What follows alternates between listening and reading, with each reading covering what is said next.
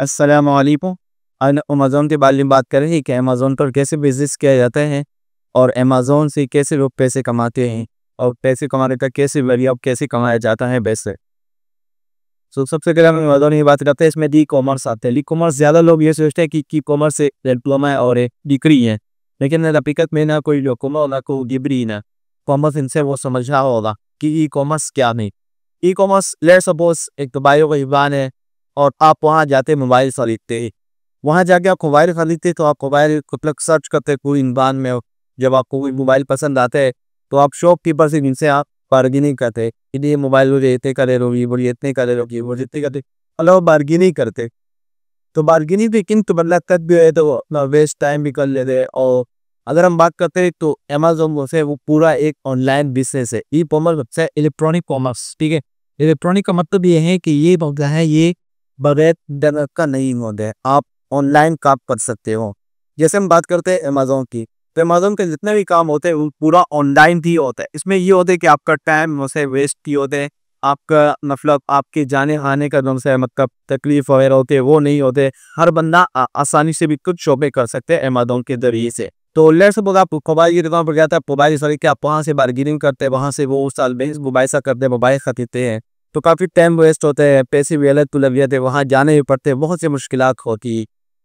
तो अगर आप घर बैठे-बैठे आप ऑर्डर करते हैं किसी चीज़ के लेट्स सपोज़ आपको आईफ़ोन चाहिए, तो बाज़ार जाके मुख्तलिफ़ दुकानों में सर्च करते हैं, मुख्तलिफ़ दुकानों में घूमते हैं और मुख्तलिफ़ आपका टाइम ज़ाया होता है और आप वहाँ दूर-दूर के तक जाते बंदा। तो मोबाइल के ज़रिए ऑनलाइन में ये होता है कि अगर आप अमेज़न के ज़रिए से काम करना चाहते हो तो अमेज़न भी ये है कि आपको आईफ़ोन चाहिए तो आपने इंटरनेट पर लिख दिया कि आईफ़ोन एनोवेट से आप कहीं वो रब्ता कर लिया। तो आपको वहाँ बहुत सारे क्वालिटी शो हो जाएँगे, बहुत सारे फैसिलिटीज़ एंड्रॉइड के शो हो जाएँगे। उसमें आईबुक की मुख्तलिफ़ वारंटी होते हैं, वारंटी चाहिए होते हैं, वारंटी मुख्तलिफ़ चीज़ें होते हैं आईफ़ोन की। तो आपको आईफ़ोन खरीदना है तो आप वहाँ से आसानी से खरीद सकते हो। वहाँ पूरी फैसिलिटीज़ दी है, पूरी एडवांटेज दी है, डिसएडवांटेज बेशक है कि इसकी खराबियात है, ये इसके नुकसानदेह है, ये इसके फ़ायदे हैं।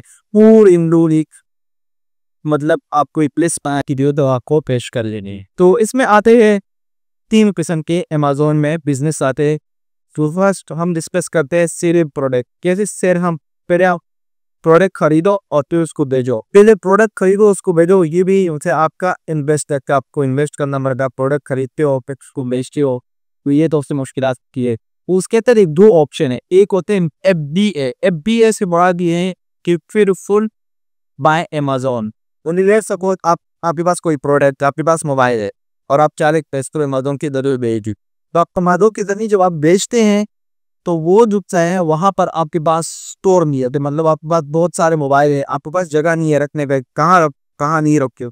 और दूसरी मसला ये होता है कि आपको शिप की ज़रूरत है, मतलब आपको कोई बोलते है कि यार अमेज़न मुझे चाहिए तो आपको डिलीवरी करना पड़ता है, आपको वहाँ जाना पड़ता है, आपको देना पड़ता है। तो उसमें ये होता है कि आप सिर्फ सेव जो कर लेते हो, लेकिन ये है कि मतलब आपके पास ये सहूलत नहीं होती है कि रखने का जगह और मतलब डिलीवर करने का जगह आपके पास काफ़ी मुश्किल था। उसके अंदर दूसरा ऑप्शन ये है कि एफबीएम यानी पिलफुल by merchant. Merchant let's suppose मेरा जगह है और मैंने अपने मतलब एक एड्रेस मैंने लिख रखी है अमेज़न में। मेरे पास पूरे बड़ा हॉल है, पूरी बंदी मेरे पास बंदी भी है, जगह दी है और आपसे कहता हूँ कि आप अपना प्रोडक्ट मेरे पास सेंड करें, मैं आपका प्रोडक्ट अपनी ही जगह में रख देगा, मेरे पास जल्दी भी है, उसको शिप भी करेंगे और उसको स्टोर भी हम करेंगे। ये हमारा काम है, आपने सिर्फ प्रोडक्ट दे दिया, आपके साथ आप डिलीवरी करते हैं, यानी आधा मुनाफा आपका होता है, आधा हमारा होता है। और जब आपको जगह दी, आपको सब कुछ आपकी प्रोडक्ट हम बेच रहे हो, जगह-जगह पहुँचा रहे, उसमें ये है कि वहाँ पर ये फैसिलिटीज़ आपको अलाउ किया जाता है। तो उसमें ये 2 मेन ऑप्शन उनसे ये बड़े इम्पोर्टेंट है। एक होता है इसमें ड्रॉप शिपिंग। ड्रॉप शिपिंग से मुराद ये है कि आपको डायरेक्ट इन्वेस्ट यानी आप एक चीज़ खरीदना नहीं है, आप उसको बेच सकते हो। फिर आप उसको बेच दे रहे हो, आपको पैसे मिल जाएगी, जब आपको पैसे मिल जाएंगे फिर आप जाके वो बंदा कहते हैं आपके पैसे हैं, आपने ये चीज़ दी थी, मैंने उसको भेजी और आपको मैंने दे दिया। तो उसकी आपको पार्टनरशिप का काम कर सकते हो। रिसर्च में आता है प्रोडक्ट हंटिंग कि आप एक प्रोडक्ट के पीछे घूमते हैं। प्रोडक्ट कौन से, लेट्स सपोज मैंने आपको मोबाइल विज्ञापन दिया, लेट्स आप मोबाइल खरीदते हैं, ठीक है।